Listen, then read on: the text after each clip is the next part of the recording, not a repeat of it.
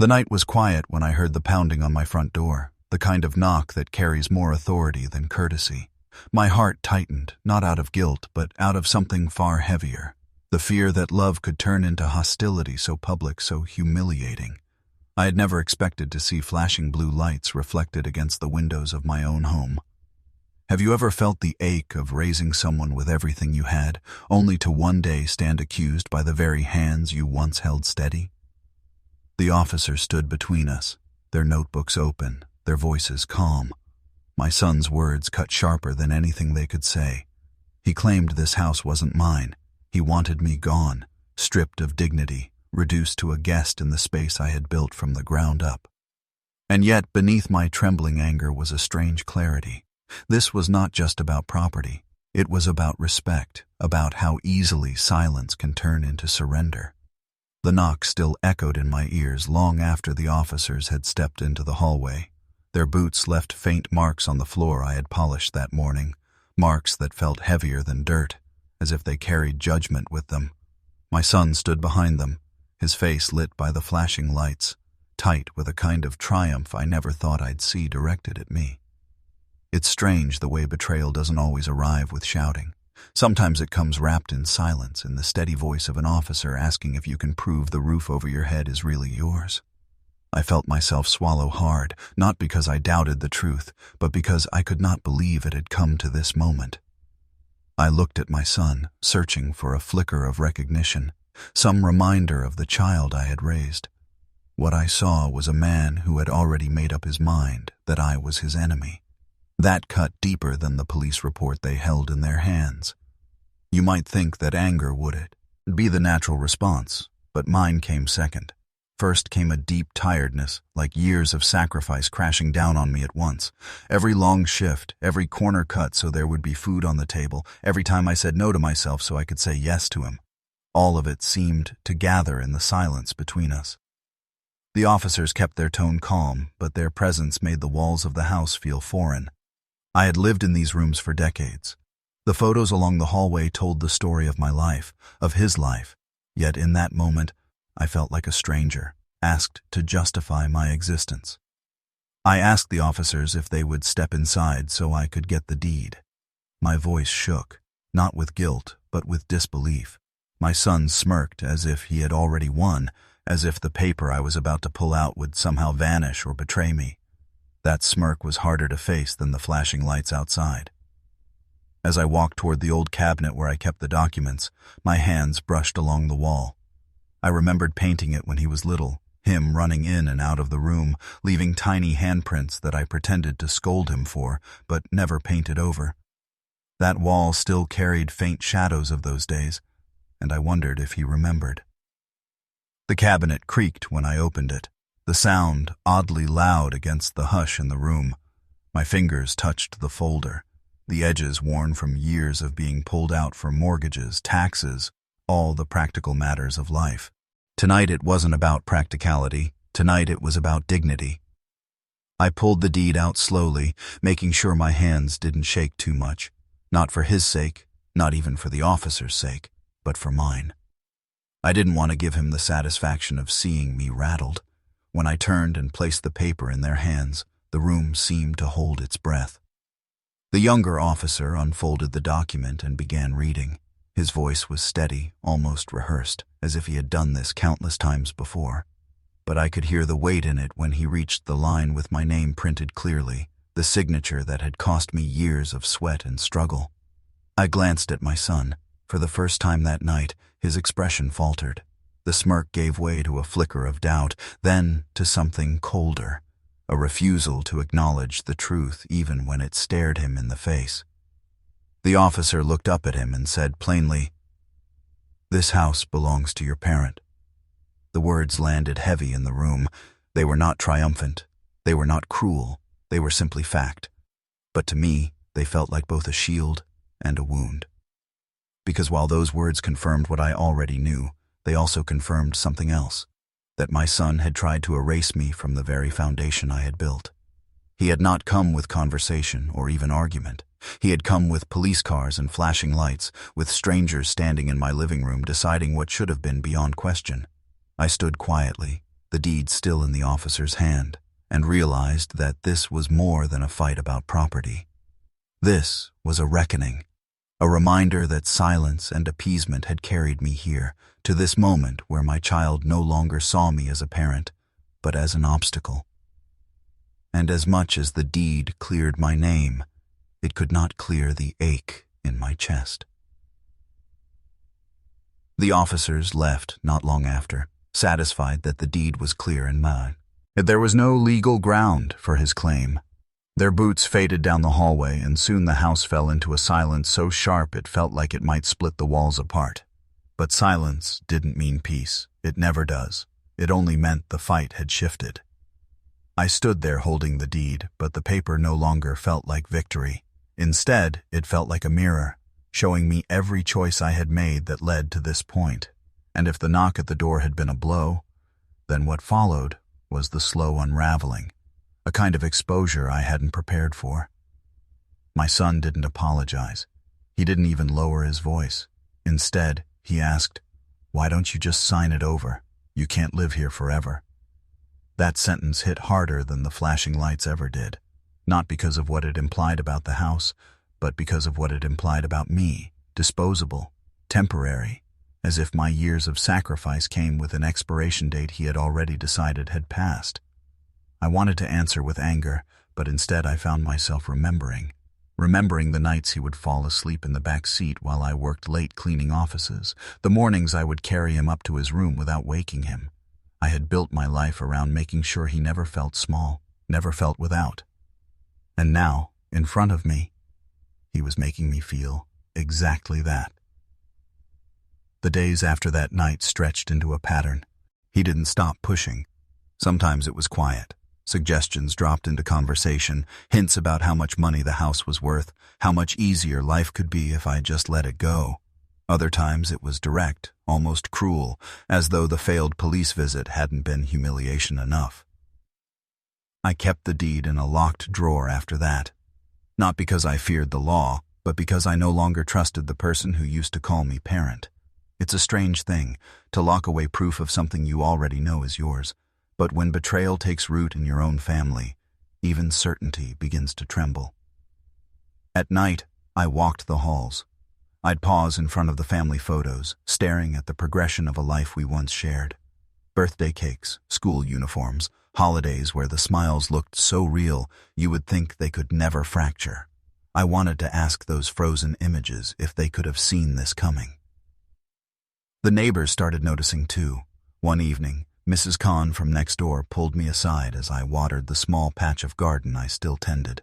She asked gently, "Are you all right? There were police cars the other night." I brushed it off, told her it was a misunderstanding, but inside I burned with the shame of even having to explain. I had always been the one people came to for help, the one who stood steady when others wavered.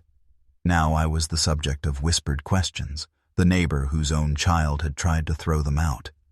The hardest part wasn't the house itself. It was realizing that the roof I had worked so hard to secure had not built the kind of bond I thought it had. I began to see every small choice I had made through a harsher lens. Had I been too soft, too giving? Had I mistaken providing for parenting? Still, I didn't confront him right away. Instead, I waited. I told myself that patience would make him realize what he had done, but the waiting only deepened the cracks. His friends stopped by more often, their cars parked out front, their laughter echoing through the night. I heard them talk about plans and flipping property, as if the home I had built with my hands was nothing more than a number in their calculations. One night, unable to bear it, I knocked on his door. He opened it with that same look, half impatience, half challenge.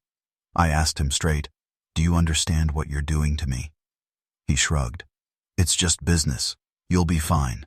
You can get a smaller place." A smaller place. The phrase stuck with me like a splinter. For him, downsizing me, pushing me aside was no different than trading a car or upgrading a phone. He didn't see the weight of history in these walls, the years carved into the doorframe where I had marked his height as he grew. He only saw value in square footage. That was the night I realized something painful but necessary. The bond I thought unbreakable had already been broken. The house wasn't just under siege, my identity as a parent was. I didn't tell him then, but in that moment, a plan began forming. Not revenge, but something quieter and stronger. I knew if I continued waiting for him to change, I would lose not only the house, but myself. And I had already given too much of my life away to end it by surrendering. The next morning, I pulled out a notebook. I began to write everything down. Dates, conversations, the night the police came, his words. Not because I wanted to take him to court, but because I wanted to stop doubting my own memory. Betrayal has a way of making you question if you imagined it. Writing it all gave me clarity. And in that clarity, something shifted. For the first time in weeks, I felt steady again. The house was mine, yes, but the decision about how to live in it, that was also mine. And I was beginning to see that holding on wasn't always the same as protecting yourself. When I think back on those days, I can almost laugh at how stubborn I became. Almost. It wasn't a light-hearted kind of stubbornness. It was survival. Because once your own child tries to erase your place in your own home, you realize talking gently won't fix it. And so, I began to talk to him in a new way, not as a parent begging to be respected, but as someone who wasn't about to be bullied out of existence. That shift didn't happen overnight. It started in small exchanges. The next time he asked me if I'd considered downsizing, I looked him in the eye and said, "This isn't up for negotiation. You don't get to decide what I keep." My voice was calm, almost casual, but inside I felt a tremor of both fear and relief. I had finally stopped explaining myself. He didn't like it. He muttered about how I was making things harder and slammed his door. But I noticed something. For the first time, he didn't push further that night. That gave me a sliver of strength I hadn't felt in weeks. It also made me think about the patterns that had brought us here. I started to see that our roles had been flipped upside down. Somewhere along the way, he had started treating me like an obstacle instead of a parent. And I had allowed it by staying quiet, by assuming he would eventually come around. But silence hadn't earned me respect. It had only made me easier to dismiss. I took long walks around the block to clear my mind. Sometimes I'd catch myself rehearsing conversations with him in my head, trying to imagine words that might land differently. Other times, I said nothing at all, letting the sound of my footsteps drown out the weight on my chest. One afternoon, I stopped at the corner store. The owner, a man I'd known for decades, asked how things were at home. I gave a vague answer, but he looked at me with eyes that had seen more than I wanted to admit. He said softly, "Children forget who fed them. Until one day, they need reminding." His words stayed with me. Maybe that was what I needed to do. Remind him, not with lectures, but with presence. So I started pulling out the old photo albums. At first, just for myself. I flipped through pages filled with his childhood, the scraped knees, the proud smile holding his first school project, the family trips where I had scraped together just enough money for gas and sandwiches. It struck me how much of my life had been poured into his. Every page was a receipt for sacrifices he had never seen. One evening when he wandered into the living room, I left the album open on the table. He glanced at it, then looked away, pretending not to care. But I saw the way his eyes lingered a second too long on a picture of him holding a fishing pole, grinning with 2 missing teeth. He didn't say a word, but that silence told me more than his arguments ever had. It wasn't a breakthrough. Not yet. But it was a crack in the wall he'd built. Still, the tension remained heavy. His friends kept coming by, and their conversations about quick flips grew louder, like they wanted me to hear. I sat in my room, notebook on my lap, writing it all down. Not just their words, but how it made me feel. How each laugh from the other side of the wall chipped away at what used to be a home. But even in those nights, I started feeling different. Less like a victim, more like a witness gathering proof. Proof not just of his actions, but of my own endurance. And I wondered, maybe that was the only way forward. Not to win him back with pleading, but to stand so firmly that he had to see me for what I was, unshakable. A few days later, he confronted me again. "You know you're wasting this place. It's too big for you. You could sell it? get cash, maybe even travel. His tone was sharper this time, almost taunting. I didn't flinch. I told him, "This house isn't wasted just because it doesn't fit your plans. It fits mine." He laughed, but it was a hollow sound, and in that laugh I heard something I hadn't caught before. Doubt, not in me, but in himself. Because deep down he knew what he was asking wasn't just about money. It was about erasing the years that made me who I am. That night, I slept better than I had in weeks. The storm hadn't passed, but I finally felt like I wasn't drowning in it anymore. And as I drifted off, one thought anchored me. Sometimes the most powerful way to resist is simply to refuse to move. There are moments when the quiet inside a house feels louder than any argument. That was how it felt in those weeks after I first pushed back. The silence between us wasn't peace. It was a waiting game. I could sense him holding his breath, watching for a slip, waiting for me to give in. And I carried my own silence, not because I had nothing to say, but because I finally realized not every word deserved an answer. In those stretches of quiet, my mind wandered to earlier days. I thought about the first time I walked through the front door of this house. The walls were bare, the floors still smelled of fresh wood, and I remember promising myself that no matter how difficult life became, this place would be my anchor. That memory had weight now. It reminded me that this wasn't just real estate. It was a piece of my life carved into bricks and mortar. It made me wonder how he could see it so differently.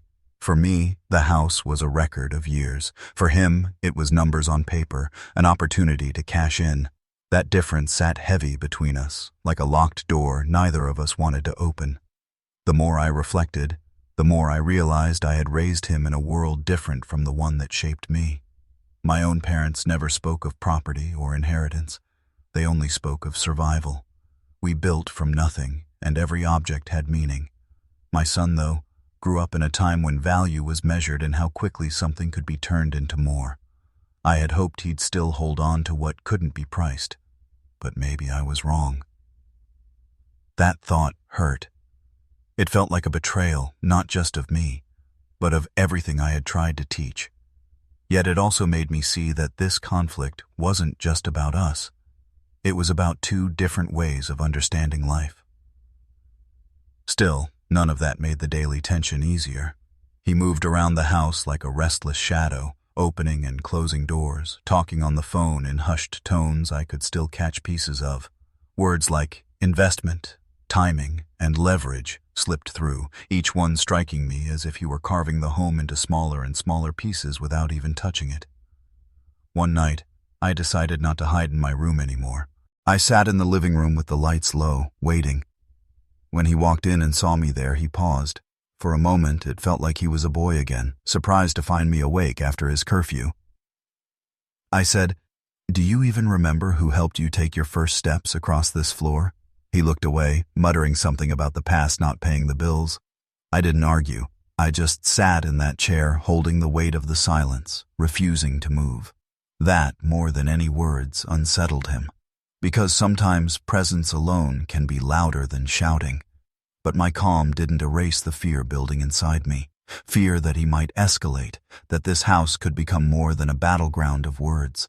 I had seen enough news stories about family disputes turning bitter, about police stepping into homes where love used to live. And I couldn't shake the thought, what if he took that step? I told myself I was imagining it, that he wouldn't cross that line. But as the days passed, the way he stared at me sometimes, long, cold, calculating, made me less certain. To steady myself, I kept writing in that notebook. It wasn't just a record anymore. It was a reminder of my own voice. Each page told me I wasn't invisible, no matter how much he tried to make me feel that way. I wrote down the little things, the sound of the kettle in the morning, the sunlight across the window, the smell of the garden after rain, anchors to remind me that life still existed beyond conflict. Looking back, those pages may have been the only thing that kept me from breaking, because they gave me perspective. They made me see that while he was trying to corner me, I still had choices. I could bend or I could stand. And by then, I knew bending wasn't an option anymore. The tension hadn't reached its breaking point yet, but I could feel it building, like the air before a storm, heavy and waiting. Each small clash, each muttered comment, each slammed door was a warning. And though I didn't know it then, that storm would soon break in a way I could never have predicted. It's strange how you can feel a shift in the air even before anything happens. The house carried that kind of heaviness in those days, as though the walls themselves were bracing for something neither of us wanted to name out loud. Every sound felt sharper. The click of the front door, the creak of the hallway floorboards, even the hum of the refrigerator. I found myself listening more closely, waiting for the next step he might take. The arguments had slowed, but not because anything had been resolved. They had simply gone underground. He spoke less, but his silences felt loaded, like words withheld only to strike at the right moment. And I carried on with my routines, each one deliberate, making tea, watering the garden, reading at the table, all performed with the quiet intention of not being moved. One evening, I caught him standing in the doorway, watching me. He didn't say a word, just lingered there until I finally looked up. His eyes were steady, searching for something. Then, just as quickly, he turned and left. The moment lasted seconds, but it burned into me. It was the look of someone calculating, deciding how far they were willing to go. That night, I lay awake long after midnight. Every creak in the house felt like it might be him pacing. I thought about locking my bedroom door, but I couldn't bring myself to do it. This was still my home, and I wasn't ready to live in it like a guest, afraid of what might come through the hallway. The unease began to spill into my daily routines. At the grocery store, I found myself scanning the aisles quickly, rushing through errands as if the house couldn't be left unattended for long. When neighbors waved, I forced a smile, but part of me wanted to tell them everything, that the son they'd watched grow up was now circling me like a stranger. But I held back. Family matters had a way of sounding messy to outsiders, and I wasn't sure I was ready for the judgment that might follow. It wasn't just fear I felt. It was a kind of anticipation, like knowing a fuse had been lit but not being able to see the flame. He had stopped pushing directly about selling the house, and that quiet felt worse than the shouting, because silence leaves room for imagination, and mine was beginning to fill in the blanks with possibilities I didn't want to face. Then came the night when the silence broke. I was in the kitchen washing a plate when I heard his voice from the living room. It was low but sharp enough for me to catch fragments. "Can't get him to budge. Maybe another way." My chest tightened. I stepped quietly closer, the water still dripping from my hands, and heard him mutter something that sent a chill through me. "Doesn't matter if he thinks it's his."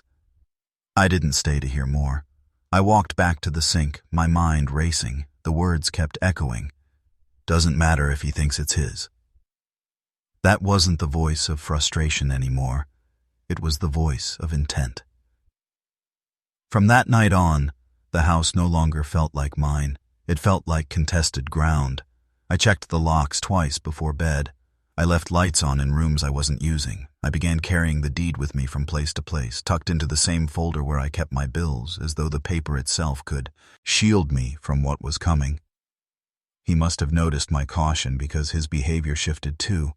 He started being overly polite in small ways, almost rehearsed, asking if I needed anything from the store, offering to help with chores he hadn't cared about in years.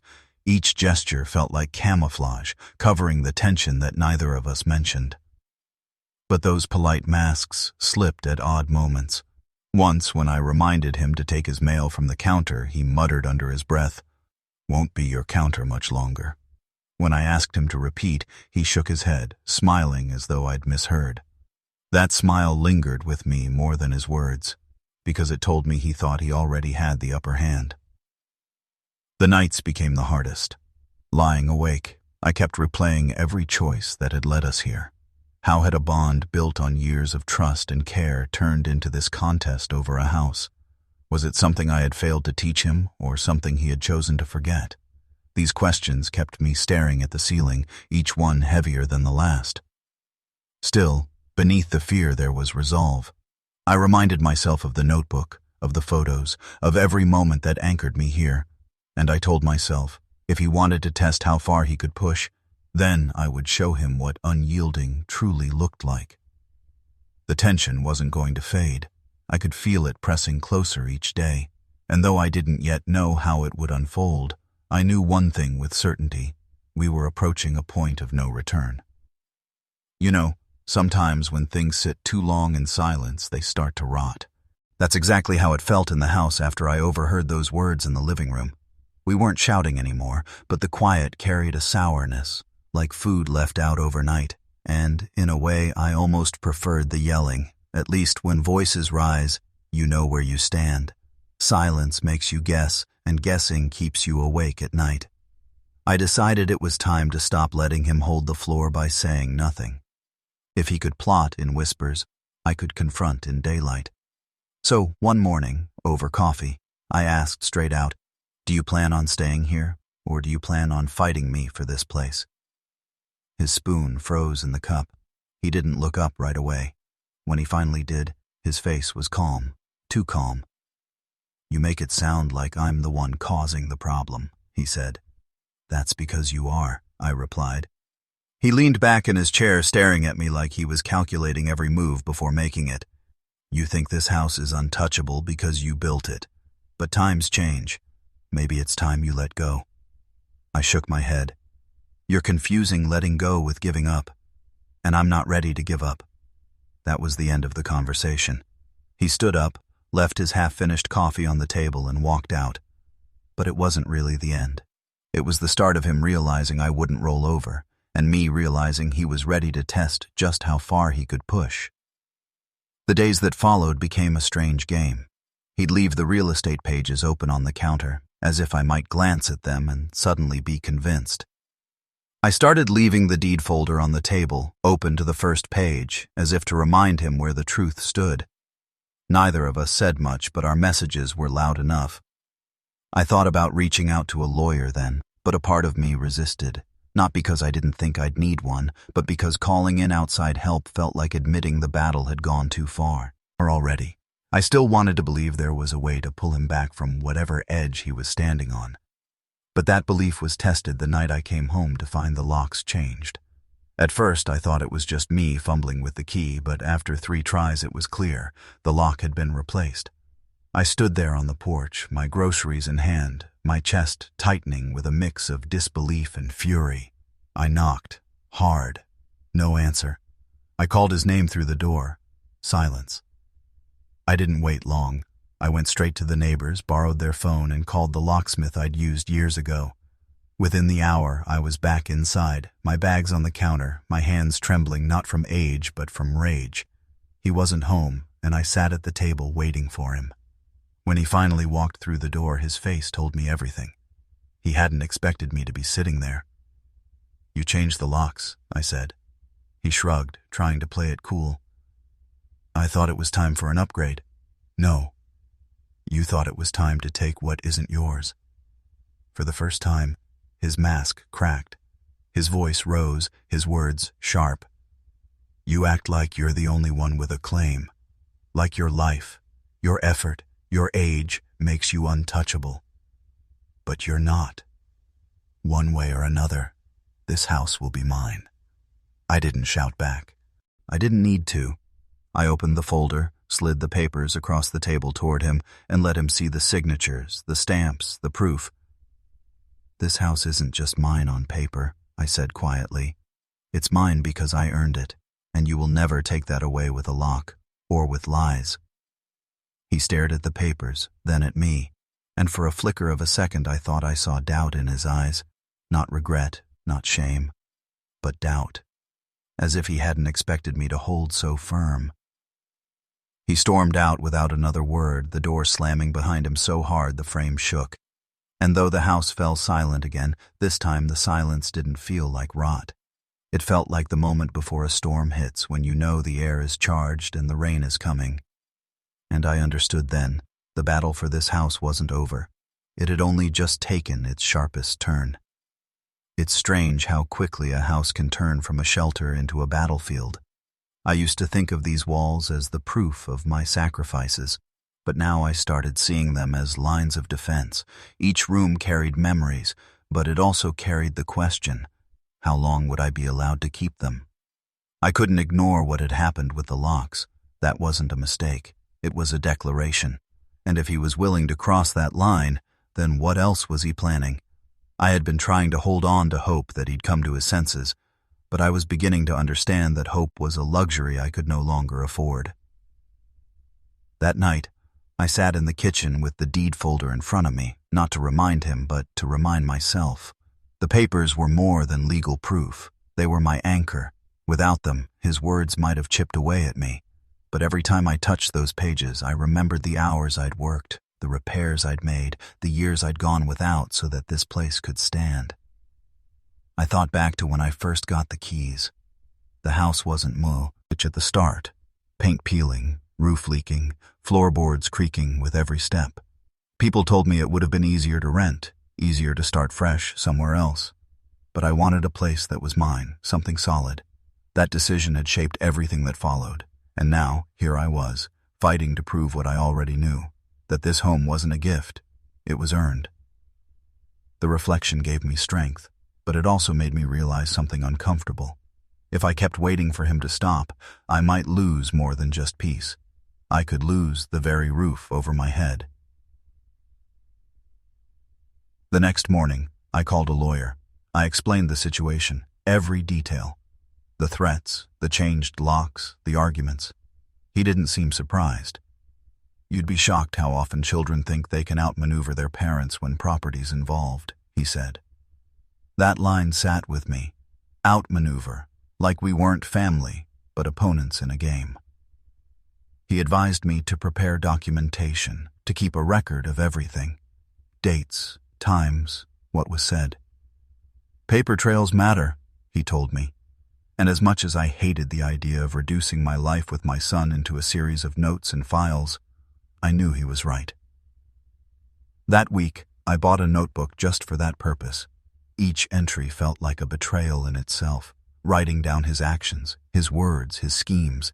It was like admitting that the bond between us had fractured beyond repair. But I forced myself to keep going because survival sometimes demands you treat love as evidence. Meanwhile, my son grew bolder. He started bringing strangers by, real estate agents disguised as friends. I caught them looking around the living room, tapping walls, asking questions about the neighborhood. When I confronted him, he brushed it off. "Just getting opinions," he said. I didn't argue. I didn't need to. I wrote it down in the notebook, date and time, just like the lawyer said. At night, though, when the house was quiet, I couldn't stop the questions from circling in my head. What had gone so wrong between us? Was it greed? Resentment? Did he feel I had held on to control for too long? Or was it simply that I'd raised a man who thought entitlement could replace effort? I searched for answers in old memories. The school plays I'd sat through, the scraped knees I'd bandaged, the times I'd stayed up late helping him finish projects. None of those moments hinted at this future.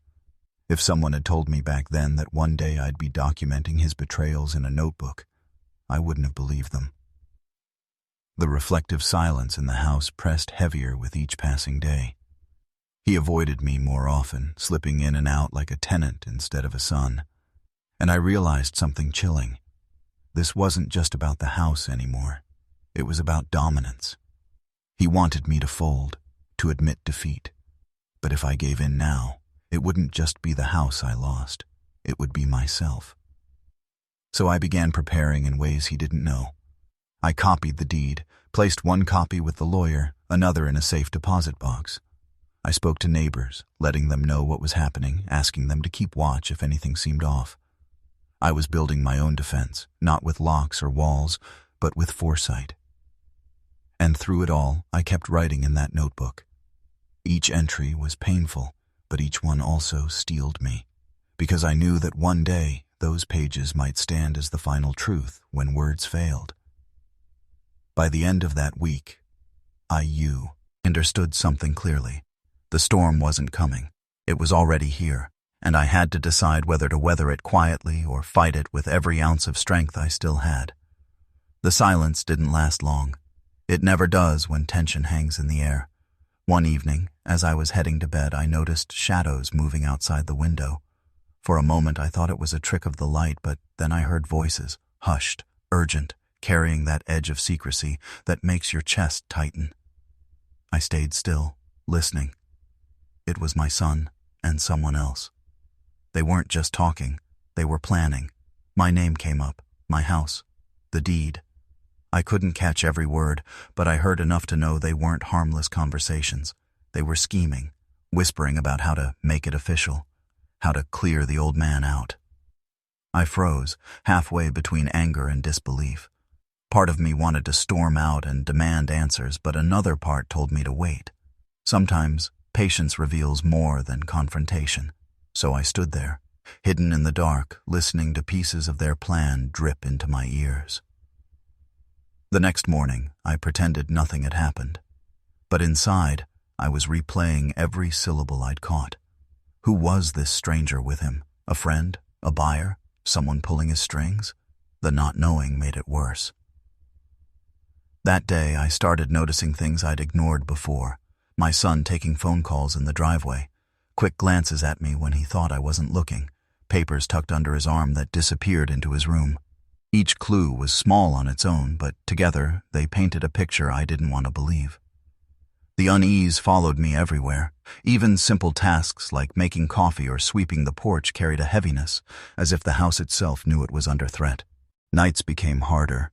Sleep wouldn't come easy, not with questions spinning in my head. What if he found a way to push me out legally? What if those whispers turned into signatures on documents I never saw coming? I went back to my lawyer, this time with more urgency. I told him about the stranger, the late-night talks, the way my son was moving like someone on a mission. The lawyer didn't dismiss me. Instead, he leaned forward and said, "It's time we prepared for court. If he tries to claim this property, we need to be ready." The word court landed like a stone in my chest. This wasn't just family tension anymore. It was legal war. And in war, even blood ties become secondary. I started gathering every piece of proof I had.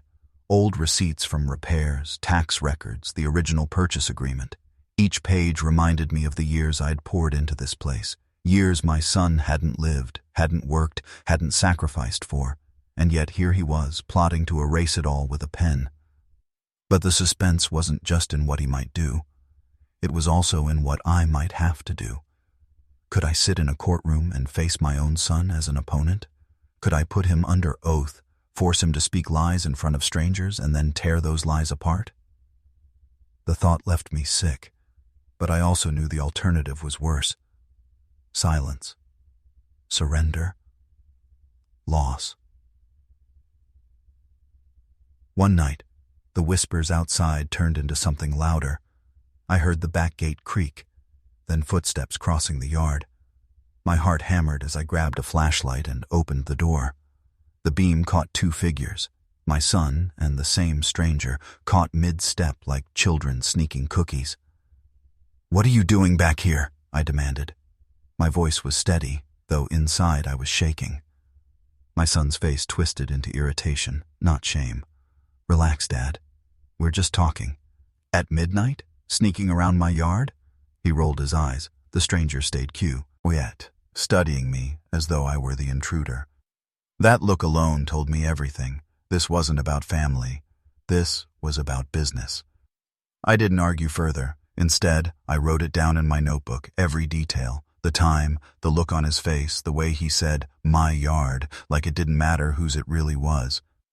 Each entry in that notebook felt like adding another brick to a wall between us. And yet, I couldn't stop. Because deep down, I knew that one day soon, all of this would explode. And when it did, I had to be ready. You know how sometimes you think you're prepared for the storm, but then it hits harder than you imagined? That's what it felt like when the lawyer called and told me the first hearing date had been set. Suddenly, all the quiet warnings, the late-night whispers, the uneasy glances, they became official. My son wasn't just plotting anymore. He was taking me to court. I sat there holding the phone long after the call ended. My hand felt heavy, like the weight of the whole house was pressing down on it. It wasn't just about property anymore. It was about trust, about blood turning against blood. And now, Strangers in suits would decide which one of us had the stronger claim. The days leading up to that hearing were some of the longest I've ever lived. Every small sound in the house reminded me of what was at stake. The creak of the stairs, the slam of a door, even the hum of the refrigerator, all of it was tied to memories I didn't want to lose. And yet, in the back of my mind, I knew my son saw these same things not as memories, but as assets. I tried to keep myself busy, gathering more documents, organizing receipts, double-checking that nothing important had been left out. The lawyer said preparation was everything, so I treated it like a job. Still, when night came, I'd lie in bed staring at the ceiling, running through possible arguments my son might make. What lies would he tell? Would he try to paint me as forgetful, unfit, maybe even incapable of managing the property? The thought made my stomach turn. The morning of the hearing, I dressed carefully. Nothing fancy, but respectable. I wanted the judge to see me for who I was, a man who had worked his whole life to keep his home intact. My son arrived with the stranger, who turned out to be not just a friend, but a so-called business partner. The way they walked in together, shoulders squared, almost smug, sent a shiver down my spine. When the case was called, we both stood. I looked at him, hoping for a flicker of hesitation, some sign that this wasn't what he really wanted. But his eyes stayed hard. He was ready to fight. The opening arguments felt surreal. His lawyer spoke as if I were just some obstacle standing in the way of a legitimate transaction. They used words like transfer, inheritance, and mismanagement, twisting the story until it sounded like I was clinging to something that wasn't truly mine. I wanted to shout, but instead, I gripped the table and waited. When it was my lawyer's turn, he stood steady and laid out the facts. My years of ownership, the repairs I had paid for, the bills in my name. He showed the judge photographs, tax records, everything we'd collected. Piece by piece, the story shifted back toward the truth. Then came the hardest part, testifying. I had to sit in that chair, facing the judge, while my son's lawyer asked me questions designed to trip me up. How old are you? Do you take medication? Have you ever misplaced important documents? Each one felt like a knife aimed at painting me as incapable. But I answered calmly, clearly. I told the truth. And every time I looked at my son, I hoped he'd break, hoped he'd realize what this was doing to both of us. He never did. He sat there stone-faced, whispering occasionally to his partner as if I were just another opponent in a business deal. By the time the session ended, I was drained. Not just tired, but hollow, as if the fight had already taken a piece of me. The judge didn't give a ruling that day. More evidence had to be reviewed, more dates scheduled. But even walking out of that courtroom, I knew things would never be the same again. Outside, families milled around, some arguing, some silent. I watched my son walk off with his partner, not even glancing back at me. That cut deeper than any legal blow. It told me I wasn't just losing property. I was losing him. Back home, the house felt different. Colder, somehow, like it knew the battle had begun. I sat at the kitchen table, staring at the stack of papers we'd prepared, and wondered how far this would go. Would he drag it out for months, years? Would he stop at nothing until he either won or destroyed what little connection we had left? I poured myself a cup of coffee, my hands still shaking from the day. That's when I realized something important. I couldn't just defend anymore. I had to take control. If he wanted to play this as a game of strategy, then I needed to be just as sharp. I called my lawyer again, this time with a different tone. "We can't wait for him to make the next move," I said. "We need to get ahead of him." The lawyer agreed.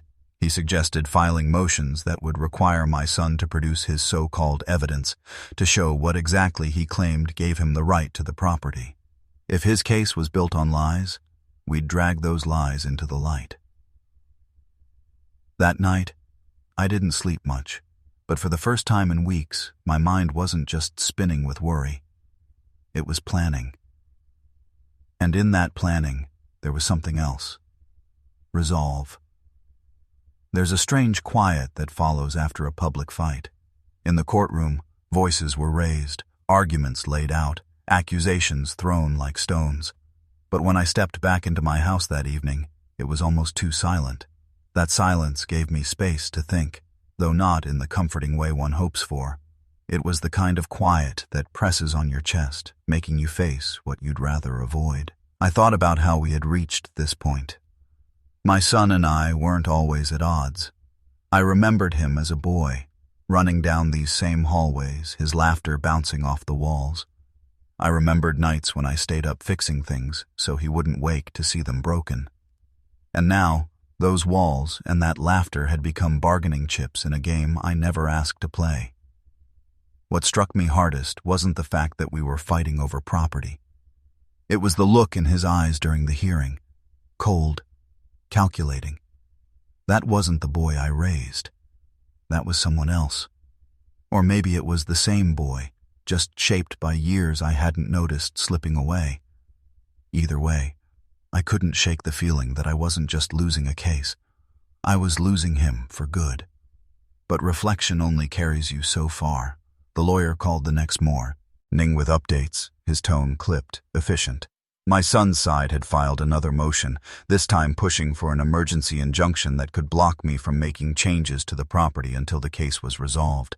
It was a tactic meant to corner me, to limit my options, and I could almost hear my son's partner behind the idea. That stranger, the so-called business partner, was steering the fight as much as my son was. I realized then that if I wanted to survive this, I couldn't just rely on the lawyer. I had to take a more active role. I began digging deeper into old files, records, and correspondence. I went through boxes I hadn't opened in years, pulling out letters, deeds, and contracts that showed not only ownership, but intent. Intent mattered. Judges cared about who had invested, who had acted in good faith, who had preserved what was theirs. One night, while sorting through a stack of dusty envelopes, I found something I hadn't expected. An old letter from my late wife. It wasn't a legal document, not in the strict sense, but it was her writing about the house, about how we had built our lives here, about how we wanted it to remain a safe place for the family even after we were gone. My chest tightened reading her words. They reminded me why I was fighting. It wasn't greed, it wasn't pride. It was about protecting what she and I had created together. Armed with this, I called my lawyer again. "I don't know if this counts," I said, handing him the letter the next day. He read it slowly, nodded, and said, "Maybe not in the courtroom as direct evidence, but it shows intent. And intent, paired with your record of payments, paints a stronger picture than just ownership on paper." That gave me a sliver of hope. But hope doesn't erase the strain.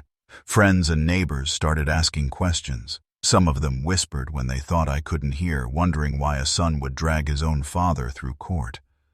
A few tried to comfort me, reminding me I wasn't the first parent to face betrayal.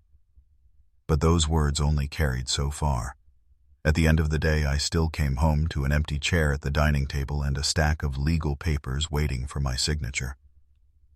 The second hearing arrived faster than I expected. This time, the focus was narrower. Evidence. My lawyer presented the financial trail, every receipt and record we had collected. He spoke with calm certainty, as if laying out a map no one could dispute. Then came the letter from my wife. He didn't present it formally, but read a portion aloud as part of his argument about family intent. For a moment, even the judge leaned in slightly, as though reminded that beyond contracts and deeds, there were real lives bound up in these walls. My son's lawyer objected, of course, called it irrelevant. But I noticed something when it was read. My son shifted in his seat. He didn't look at me. He didn't even glance at the paper. He stared straight ahead, his jaw tight, like someone trying not to let their mask slip. That told me more than words could. Somewhere inside him, the reminder of his mother's wishes stung. Still, the fight didn't end there. His side countered with claims that I had been withholding information, that I hadn't disclosed certain details about past agreements. They were fishing, hoping to find inconsistencies. The judge listened but didn't rule immediately, pushing decisions to a later date. Walking out of court that day, I felt both stronger and weaker at the same time. Stronger because I had stood my ground, weaker because I knew the battle was far from over. And battles like these, they don't just drain your wallet, they drain your soul. That night, I sat on the porch with a cup of tea, staring at the streetlight flickering at the corner. I thought about the people who built this home with me, who filled it with life, my wife, my children, even the neighbors who had shared so many evenings here. I asked myself a question I had been avoiding. Was it worth it? Was the fight worth tearing apart whatever thread of connection I still had with my son? The truth is, I didn't have a clear answer. But I knew one thing. Giving up wasn't an option. Not yet. Not when there were still cards to play, still truths to reveal. Because if I walked away now, the story wouldn't just be about losing property. It would be about letting someone rewrite history, erasing the years of work and sacrifice that had built this life. So, even in the quiet of that porch, with doubt pressing hard, I made a choice. I would fight on. The morning after the second hearing, I woke up to a phone call that twisted the air in my lungs. My lawyer's voice was tight, measured. "They've filed for a deposition," he said. "They want you on record. They're going to press you, dig through your decisions, your finances, your past. It's not just about the house anymore. They're going to make this personal." I sat at the edge of the bed, staring at the carpet, the weight of that word, deposition, sinking in. This wasn't just another hearing where lawyers argued back and forth while I stayed mostly silent. This was me, under oath, answering questions I couldn't dodge. I'd have to sit across from my son and his attorney, look them both in the eye and defend not just my choices, but my life. The days leading up to it were heavy with preparation. My lawyer walked me through likely questions. He told me not to take the bait if they tried to provoke me. "They'll want you to get angry," he warned. "Don't give them that. Stick to facts. Stay calm." Easier said than done when the facts weren't just numbers on paper, but memories and sacrifices that felt like open wounds. At night, I couldn't sleep. I replayed conversations from years past, small moments where I might have gone wrong, times when I'd been too harsh or too distracted or too stubborn. Would those come up? Would my son use them as proof that I didn't deserve his loyalty? I'd close my eyes and hear his voice from childhood, overlapping with the cold tone he used in court, two versions of the same person, colliding inside me. The day finally arrived. The conference room was smaller than a courtroom, but far more suffocating. My son sat across the table, his lawyer beside him, a court reporter ready with her machine. The walls felt close, the air still. When the questioning began, it started with simple facts: income, dates, property records. I answered carefully, steady. But soon, the tone shifted. His lawyer leaned forward, asking why I hadn't involved my son in earlier financial decisions, why I hadn't transferred assets sooner, why I hadn't prepared for him to take over. The implication was clear, that I had been selfish, controlling, unwilling to pass the torch. I clenched my jaw, but kept my voice even, explaining that I had carried the responsibility because I had built it, because I wasn't ready to step aside. Then my son himself spoke. His voice wasn't angry. It was worse, detached. He asked, "Did you ever once consider what I needed, or was it always about you holding on to control?" That question pierced deeper than any legal jab. I wanted to tell him about the nights I stayed up worrying about how to pay bills, about the sacrifices I made so he could go to school, about the things I went without so he could have a shot at something better. But in that sterile room, none of that seemed like it would matter. I answered simply, I considered everything. I did what I thought was right for the family. He didn't respond, just looked down at the table, as if the words hadn't reached him. The deposition dragged on for hours. Every question chipped away at my patience. They brought up old loans, minor mistakes in record-keeping, even arguments from years ago that had nothing to do with property. Each time, I felt the sting of betrayal sharper. My own son, feeding them the ammunition. When it finally ended, I walked out of that room drained. My lawyer patted my shoulder, said I had done well, that I hadn't given them what they wanted. But I didn't feel like I had won anything. I felt like I had lost another piece of what little remained between me and my son. That night, I sat again with my wife's letter, the one about the house, and I thought about how far we had come from her words. She had wanted the house to be a place of safety, of continuity. Now it was a battlefield, and the soldiers weren't strangers. They were family. Yet something shifted in me that night. For weeks, I had felt like I was reacting, defending myself, trying not to lose, but as I read her letter again, I realized I needed to stop playing defense. If I wanted to honor her, if I wanted to protect what mattered, I had to change my stance. I had to show not just that the house was mine legally, but that it represented something no court could dismiss, the foundation of our lives. The next morning, I told my lawyer, I don't just want to respond anymore, I want to push back. I want to show them what this really is about. He nodded slowly, then leaned back in his chair. That means we go all in. We bring character witnesses, neighbors, friends, anyone who's seen you keep this house running, anyone who can speak to your role. It's riskier, but it could work. For the first time in weeks, I felt a small spark of resolve. This wasn't just about property lines or bank statements. This was about dignity. And if my son wanted to challenge that, then I'd face him head on, no matter how painful it became. As I stood looking out the window later that day, I saw him walk past with his partner, their heads bent together in quiet conversation. He didn't glance toward the house, he didn't see me watching, and I realized the person I was fighting in court wasn't really my son anymore, at least not the one I remembered. That realization hurt, but it also freed me, because now I knew the truth. If I wanted to come through this, I couldn't keep clinging to the hope of reconciliation. I had to fight as if he were any other opponent. Only then could I see this battle to its end. The deposition had left scars, invisible but deep, and I carried them into the next hearing like extra weight in my chest. I walked into the courthouse knowing the tide had shifted. My son's lawyer wasn't just fighting for the property anymore. He was fighting to dismantle my image, to strip away any claim that I was the rightful keeper of the house. The room buzzed with tension before the judge even entered.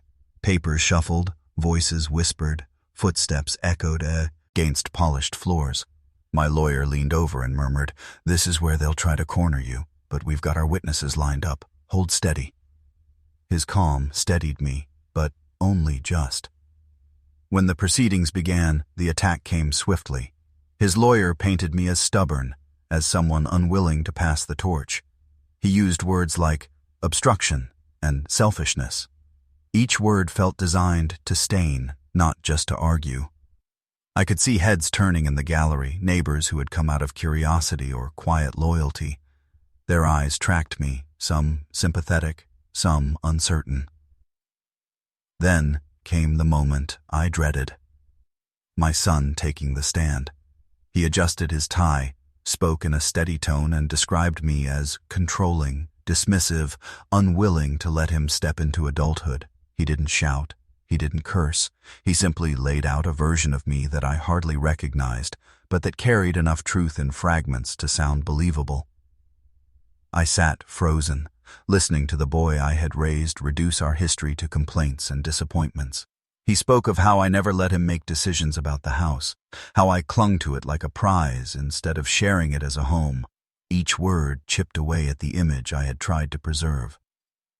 When it was my lawyer's turn to cross-examine, he asked calmly, "Did your father provide you shelter your entire life?"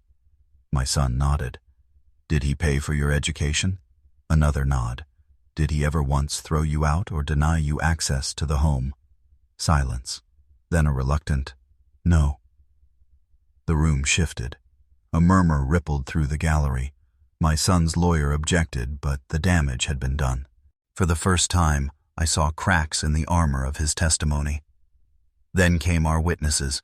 Neighbors spoke about how I had kept the house running after my wife passed, how I shoveled snow at dawn, how I fixed roofs and fences long past the age when most men would hire help. One family friend described how my wife had always said the house was my anchor, the one constant through every storm. Their words steadied me, reminded me that the truth wasn't just a private memory. It was visible to others, too. Still, Beneath the relief was sorrow, because even as they defended me, I kept glancing at my son, hoping to see recognition, a flicker of the boy who once followed me with wide eyes, asking to learn how to fix things. But his face remained unreadable, his gaze fixed anywhere but on me. The hearing stretched long into the afternoon. Legal jargon filled the air, but beneath it all I felt the raw pulse of something more primal, the struggle between father and son, between legacy and resentment, between what was written on paper and what was written in blood. When the judge finally adjourned for the day, the tension lingered like smoke after a fire. Outside the courthouse, reporters waited, sniffing for drama. I ignored them, walking to my car with heavy steps. My lawyer followed, saying, "We held our ground today, but the final ruling is close. It could go either way." That night, alone in the house, I walked through each room slowly. My wife's favorite chair, the photographs on the wall, the smell of wood polish that clung to the floorboards. I tried to imagine it all in someone else's hands, stripped of meaning, treated like just another piece of property. The thought made me ache in ways I couldn't put into words. I sat at the kitchen table, hands folded, and whispered a quiet promise to my wife's memory, that no matter what the court decided, I would not let go of her vision. Even if the deed were taken from me, the spirit of what we built together would remain mine. Yet part of me feared what was coming. The case had narrowed down to its final moments, and the truth was brutal. I could lose. Not just the house, but the last fragile thread binding me to my son. And so, as I stared at the quiet walls, I braced myself for the storm that would break in the final ruling. The morning of the verdict arrived colder than expected, though maybe it was just me feeling the weight of it. I sat in the courthouse hallway with my lawyer, watching people drift in and out of rooms. Each door opening released a mix of voices, footsteps, and faint echoes of cases being decided. I couldn't shake the thought that, in just a short while, mine would be settled too. When we were called in, I rose slowly.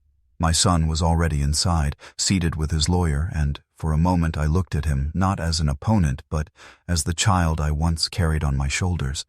That vision flickered, then vanished, replaced by the man who had fought me for months, who had tried to take from me the last piece of my life with his mother. The judge entered, and the room shifted into silence. Every shuffle, every cough, every whispered word died instantly. I gripped the edge of the table, my knuckles white. I told myself not to expect anything, not to lean on hope too much, but inside my heart raced against its own rhythm. The judge began to speak, her voice even, measured. She acknowledged the arguments from both sides. My son's claim that the property was his inheritance by right, and my position that the house was not just land and walls, but the anchor of my marriage and my years of sacrifice. She paused, scanning the room as though weighing not just the facts, but the human weight pressing down on both of us. Then came the words that cut through the air. The court recognized the will's instructions, that the property was to remain under my name until my passing, after which it would naturally transfer to my son. The claim of premature ownership was dismissed.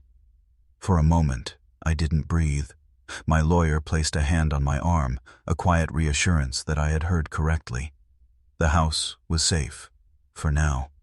Relief coursed through me, but it wasn't triumphant. It wasn't victory in the way I had once imagined. Instead, it felt like holding on to something while realizing the cost of the struggle. My son's face hardened. He whispered fiercely to his lawyer, who leaned in but didn't respond much. When the session ended, he rose quickly, avoiding my eyes as he strode out of the room. I stayed seated, gathering myself, trying not to feel the sharp crack of his absence. Outside, the reporters swarmed. Questions flew. How did I feel about the ruling? What did this mean for my family? What message did I want to send? I pushed past them, unwilling to put my private grief on public display. The truth was, winning didn't feel like winning when the person you once loved most stood on the other side of the battlefield.